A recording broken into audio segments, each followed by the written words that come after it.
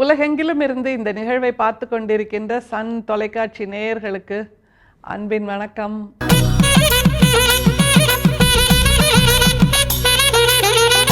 ஒவ்வொரு வாரமும் திங்கட்கிழமை என்பது நமக்கான கொண்டாட்டத்தின் துவக்க நாள் அப்படிங்கிறது நமக்கு எல்லாருக்குமே நல்லா தெரியும்.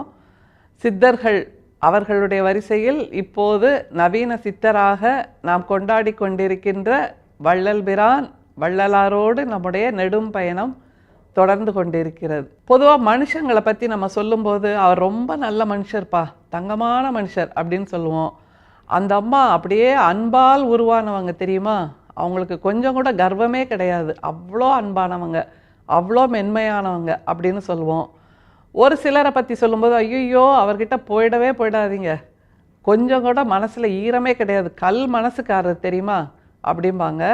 அப்புறம் எச்ச கையால் கூட ஓட்ட மாட்டாங்க, காக்கா ஓட்ட மாட்டாங்க அப்படின்னு சொல்லுவாங்க. அந்த அளவுக்கு மனசில் கொஞ்சம் கூட ஈரம் இல்லாதவர்கள் அப்படின்னு நம்ம பட்டியலை பெருசாக போட்டுக்கிட்டே போவோம். எதுக்காக இந்த அறிமுகம் அப்படின்னு கேட்டால், மனிதர்கள் அப்படிங்கிறவங்க யார் அப்படிங்கிறதுக்கான ஒரு விளக்கம் ஒரு துறவி சொல்கிறாரு.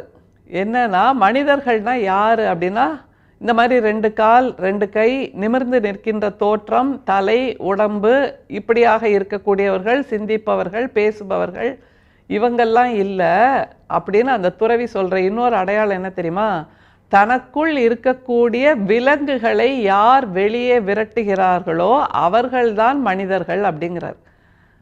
தூக்கி வாரி போடுதில்ல, இது என்னப்பா புதுசாக இருக்குது, தனக்குள் இருக்கக்கூடிய விலங்குகள். அப்போ நம்ம உடம்புக்குள்ள குட்டி நாய் இருக்கா, குட்டி பூனை இருக்கா, குட்டி கழுதை இருக்கா, குட்டி நரி இருக்கா, சிங்கம் இருக்கா, புலி இருக்கா, இப்படியெல்லாம் கேட்க தோணுதில்ல.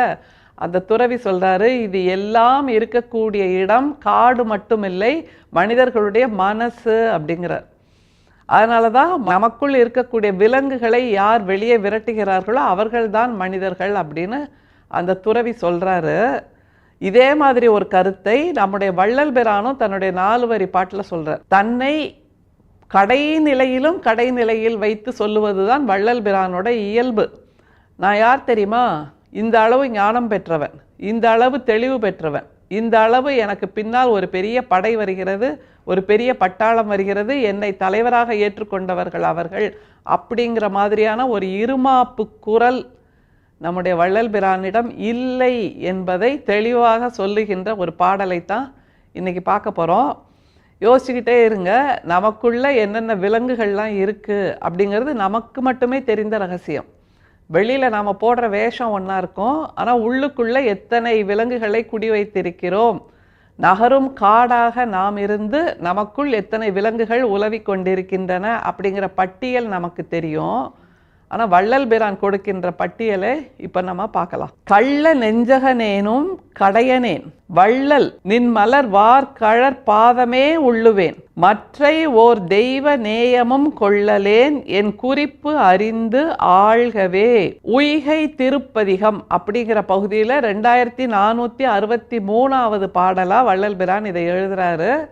இந்த பாடல் இடம்பெற்றிருக்கக்கூடிய திருமுறை எது என்றால் 4ஆம் திருமுறையில் இருக்கக்கூடிய பாடல். அந்த 4ஆம் திருமுறைங்கிறது எதை சொல்லுது அப்படின்னா, ஒவ்வொரு திருமுறையிலும் ஒரு நகர்வை முன்னெடுத்து செல்கிறார் நம்முடைய வள்ளல் பிரான். முதல் திருமுறை என்பது அவருடைய இயல்பான வாழ்க்கை, நம்மை போல ஒரு சாதாரணரை போல கோயிலுக்கு போகிறது, சாமி கும்பிடுறது, பூஜை புனஸ்காரம் செய்கிறது, அந்த சிலை வழிபாடு செய்கிறது, இப்படியாக இருந்த சிதம்பரம் ராமலிங்கம் அவருடைய குரலாக முதல் திருமுறை ஒலிக்குதுங்கிறது தெரியும். 2, 3, 4, 5, 6 என்று திருமுறைகள் நிறைவு பெறும்போது சிதம்பரம் ராமலிங்கமாக இருந்தவர் வள்ளல் பிரானாக மாறி நிற்கிறார், வள்ளலாராக மாறி நிற்கிறார். நமக்கு ஆன்மநேய கருத்துக்களை அள்ளித் தருகின்ற வள்ளலாகவும் மாறி நிற்கிறார். அப்படிப்பட்ட ஒரு முதிர்ச்சியை அடைந்திருக்கின்ற 4ஆம் திருமுறையில் உள்ள பாடல் தான் இது. ஆனால் இந்த திருமுறையில் கூட பாருங்களேன், அவர் கடையனேன் அப்படிங்கிறார். உலகத்தில் இருக்கக்கூடிய மனிதர்கள் எல்லாரையும், அந்த கோடிக்கணக்கான மனிதர்களோட பட்டியல் ஒன்று எடுத்தோன்னு வைங்க, முதல் பேராக ஒன்று இருக்கும், கடைசி கட்ட கடைசின்னு சொல்லுவோம்ல, அப்படிப்பட்ட கட்ட கடைசியாக இருக்கக்கூடிய ஒருவருடைய பெயராக எனது பெயர் இருக்கிறது, அந்த கடைசி மனிதனாக நான் இருக்கிறேன் அப்படிங்கிற. திரும்ப பாருங்க அந்த பாடலை. கள்ள நெஞ்சகன் ஏனும் கடையனேன். இதுல கூடுதலா இன்னொன்னையும் சேர்த்து சொல்றாரு பாருங்க. கள்ள நெஞ்சகனேனும் அப்படிங்கிறார். நான் கடைசி மனுஷன்பா அப்படின்னு சொல்றதை தவிர என் மனசுக்குள்ள கள்ளம் இருக்கு. எப்படிப்பா இது மாதிரி ஒத்துக்க முடியும்? இல்லை, நம்ம மனசுக்குள்ள ராத்திரியில வர்ற இருட்டை போல நம்ம மனசை வச்சுக்கிட்டு நான் அப்படியெல்லாம் இல்லை தெரியுமா, நான் ரொம்ப நல்ல மனுஷன், என்கிட்ட எந்த தப்பும் கிடையாது, நான் தப்பே பண்ண மாட்டேன் அப்படின்னெல்லாம் நம்ம அடுக்கிக்கிட்டே போவோம். ஆனால் வள்ளல் பிரான் கள்ள நெஞ்சகனேனும் கடையனேன், அதாவது கள்ள நெஞ்சகத்தோடு இருக்கக்கூடிய மக்களில் கடைசி மனுஷராம். மனிதர்களில் இருக்கக்கூடிய, உலகத்தில் இருக்கக்கூடிய மனிதர்களில் கடைசி மனுஷர்னு கூட சொல்லலை, மிக மோசமான மனசுடைய மனிதர்களில் நான் கடைசி அப்படின்னா அந்த அளவுக்கு தன்னிடம் இருக்கக்கூடிய விலங்குகளை விரட்டி இருக்கிறார் நம்முடைய வள்ளல் பிரான். அதான் அந்த துறவியோட அந்த வியாக்கியானத்தை நம்ம முதல்ல சொன்னோம் இல்லையா. மனிதர்கள் என்பவர்கள் யாருன்னா தனக்குள் இருக்கக்கூடிய விலங்குகளை வெளியே விரட்டி இருப்பவர்கள் அப்படின்னு. அந்த மாதிரி பட்டியலை எடுத்தா நம்முடைய வள்ளல் பிரான் முதல் நிலையில் இருக்கிறார். முற்ற முழுக்க விலங்குத்தன்மை இல்லாமல் மனிதத்தன்மையோடு இருக்கக்கூடிய ஒரே வள்ளல் பிரான் நம்முடைய சிதம்பரம் ராமலிங்கம் தான் என்பதை இந்த பாடல் நமக்கு திரும்பவும் உணர்த்துது. அடுத்த வரியில என்ன சொல்றாருங்கிறத பாருங்க. கள்ள நெஞ்சகனேனும் கடையனேன் வள்ளல் நின் மலர் வார்கழற் பாதமே உள்ளுவேன். யார வள்ளல்னு சொல்றாரு? அது இன்னொரு கேள்வி. தன்னுடைய மனசைத்தான் அவர் வள்ளல்னு சொல்றார். ஏன்னா கேட்டதெல்லாம் அது கொடுத்துக்கிட்டே இருக்குல்ல.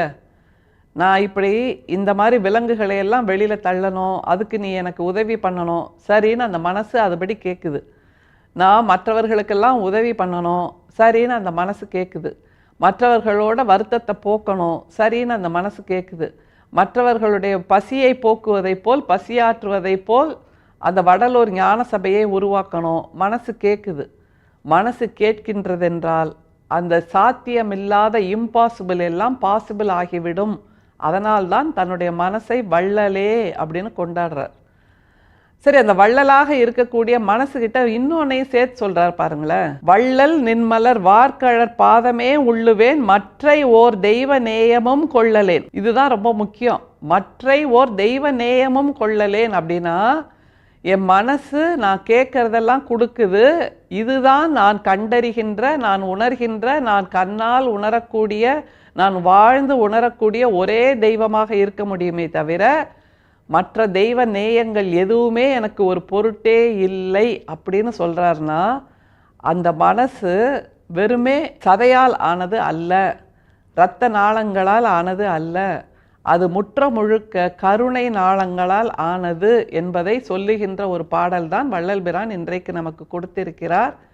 அந்த துறவி சொன்ன கருத்தில், அந்த துறவி சொன்ன கொள்கை பிடிப்பில் நாமும் கொஞ்சம் நமக்குள்ளே இருக்கக்கூடிய மிருகங்களை விலங்குகளை தேடி பார்ப்போம்.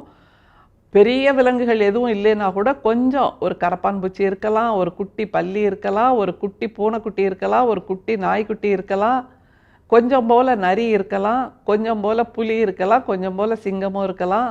எல்லாமே இருக்கக்கூடிய மனசாகத்தான் நம்முடைய மனசு இருக்கிறது. தேடி பாருங்கள், நம்முடைய மனசுங்கிற காட்டுக்குள்ளே நுழைஞ்சு பாருங்கள்.